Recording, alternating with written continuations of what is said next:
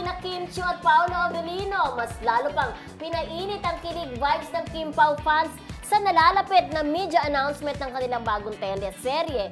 Sa June 18, bukas na yan ha, Wednesday na nga, ang big reveal. Pero as early as June 12, hindi na nagkamayaw mga fanay sa pagiging delulu sa kalakip PA o paraw nitong mga pakilig na eksena, lalo na't may mga umaasa na hindi lang proyekto kundi pati revelasyon ang ilalabas ng dalawa. Pero ang nasagap na chika ng Marisol ay i-anunsyo daw ito sa trade launch. Sabi ng ating kaibigan din ulit yan ha, at hindi sa isang media con. Oo, kasi wala tayong nare-receive na invitation, di ba? Nakarating din sa amin ang sketch daw ng taping ay lugar kung saan nanggaling si Kim. O saan yon? Sa Cebu. O sa Binondo. Diba? Oo. Di ba nag-shooting siya doon dati yung may Binondo girl? Naku, kung sa Cebu ang taping, eh may bahay si Kim Pero doon. teka, kasabay na nga Oo. ba yung i-announce kaya ang relasyon nila? Oo. Ako parang I hindi. doubt. I doubt. Siguro yung serie na gagawin niya. Pero okay na yun kung ako sa mga Kim Pao. Masaya na rin ako. At least mapapanood na naman nila gabi-gabi ang Kim Pao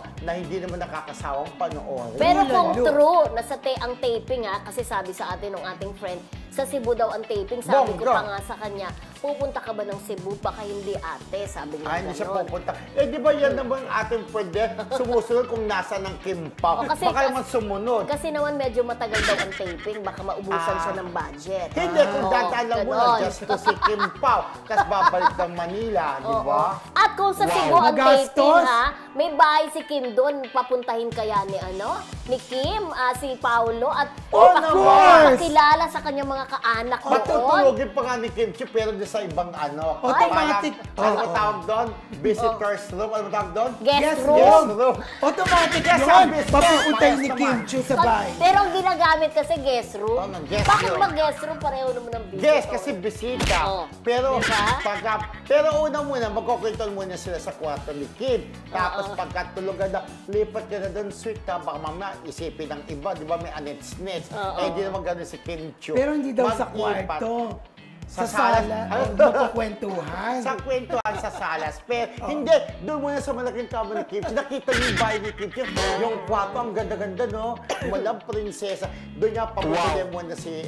Pwede mo siya magkwento na habang nakahiga. Pero pagkagabi na tulugan na, doon na sa kanya. At sa guest room, definitely, si Paolo. matitikman niya si Paolo Avellino ng lutong Cebu. Cebu, oo, di ba? Lalo na yung lechon. Oo, lechon Cebu. At saka Ang yung sarap. yung At saka empanada.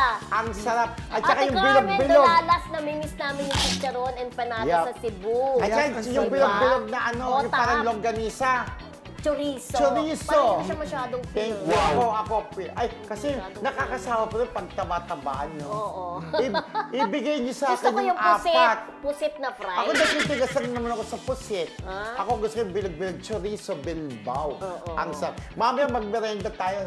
Sana magpakain sila ng lugaw. Oo nga, mamaya. Dire-diretso po kami mamaya, 8:30 live na live tayo. Kaya masarap kumain ng mainit. Oo, Model. maulan dito, Pagkain, malakas.